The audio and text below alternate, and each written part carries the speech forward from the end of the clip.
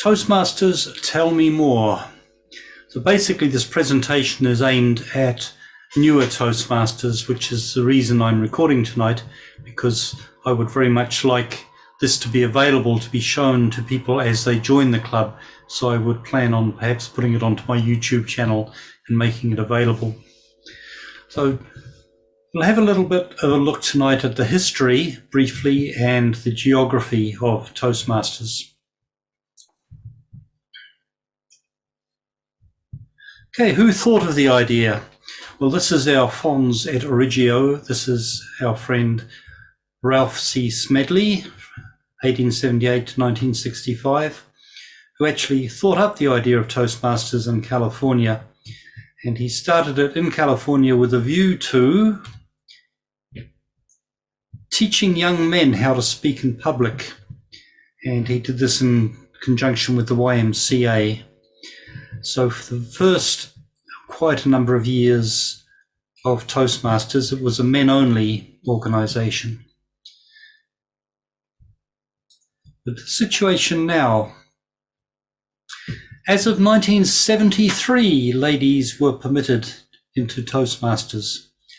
Prior to that, back in the 60s, the Dublin Club, which is well ahead of the posse, was actually sneaking ladies into the organization by just registering them with their initial and surname, and apparently they were never caught. But it became official in 1973 that ladies could then join Toastmasters. And so now there are more than 357,000 members. Now it's worth noting at the time that a large tranche of the English clubs in 1973 were having none of this equality rubbish. So they seceded and formed the Speakers Club, which is still going today, but I suspect ironically now permits ladies. However, this is one reason why Toastmasters is a little sparse in the UK. Toastmasters exist in 143 countries, and there are more than 16,600 individual clubs. So that is the community you're part of, and as a fully paid up Toastmaster in good standing, you are free to visit the vast majority of them. The only ones maybe you wouldn't be able to visit offhand would be like corporate clubs that have a restricted security entry and things like that. But most clubs, including this one, welcome visitors. Okay, the Toastmasters experience. Well, a very good resource to learn more about Toastmasters is toastmasters.org, the website. There's all sorts of resources there for both for club officers and for the rank and file member. And when you join Toastmasters, you will have the rights to obtain a login for this, and you can manage your educational progress and your pathways and what have you. And there's also lots of different resources, and you can also look at back issues of the magazine. And there are nice introductory videos there to further edify you.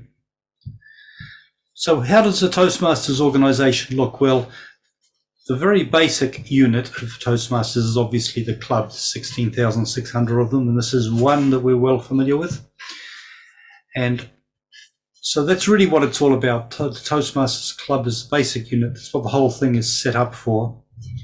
So the level above the club, and this confuses a number of people when they hear these terms, but it's quite logical when you learn about it, is area, the area of that your club belongs to. Now we are in area 5 of Division M. I'll talk about divisions in a moment, but we are area 5, which is a very long, thin area. There's Wicklow, obviously, is in the club, in the area.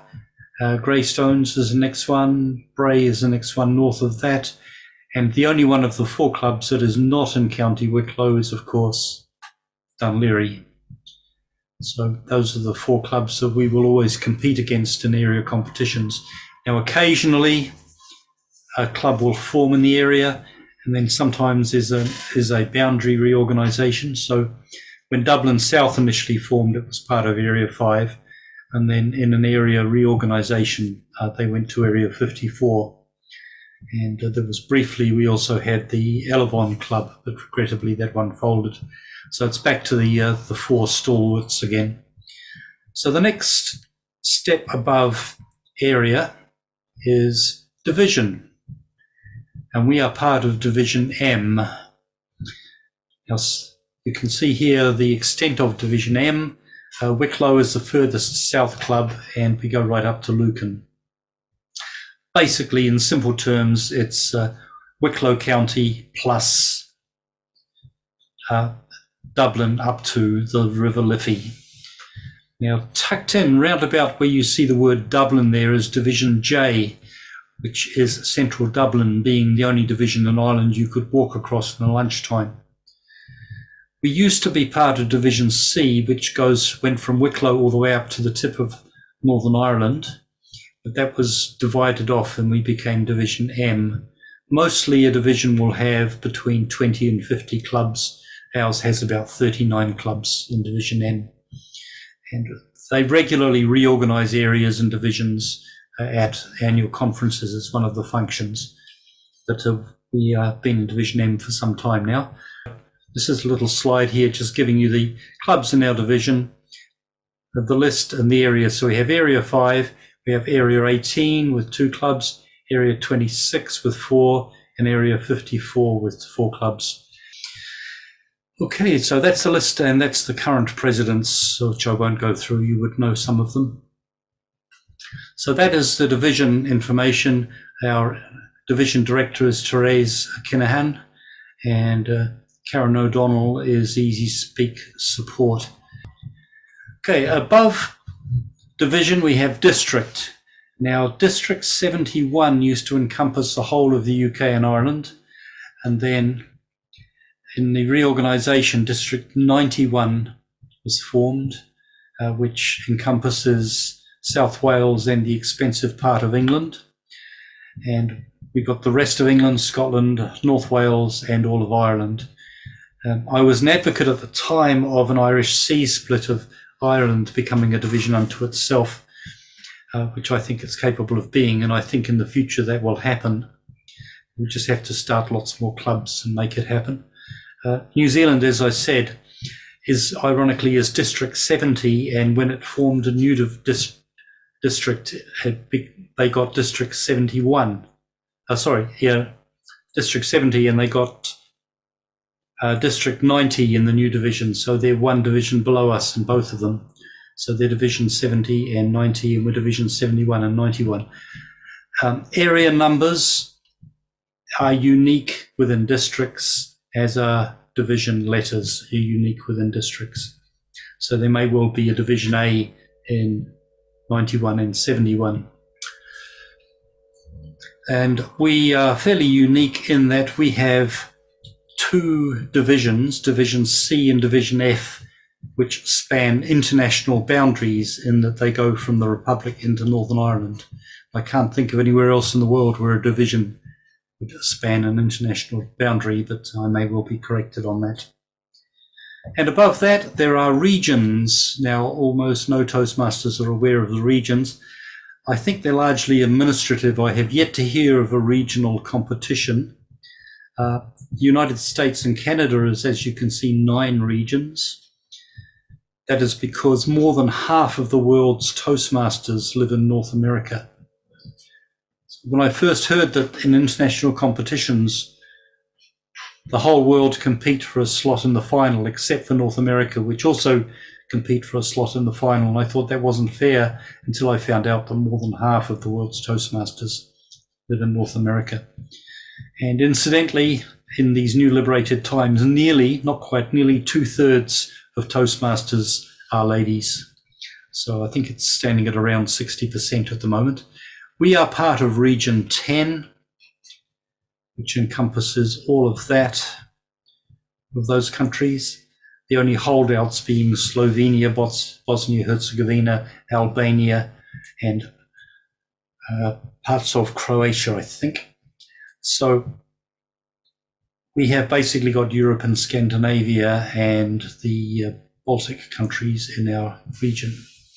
And of course, the next stage above region is world. And the world headquarters, I believe, are in the USA.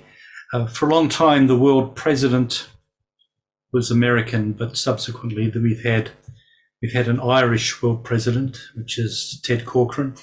We've also had 2 New Zealand world presidents and world presidents from various other places as well.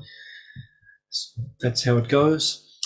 Our district 71, was famous for having the highest percentage of clubs with greater than 20 members consistently, which was a good achievement.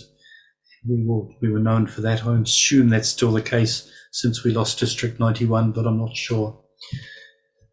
So that basically gives you an idea of the geography and a very brief history of Toastmasters. I hope you found that little presentation interesting and informative. If you've had no experience with Toastmasters, please feel free to come along to the Wicklow Toastmasters Club.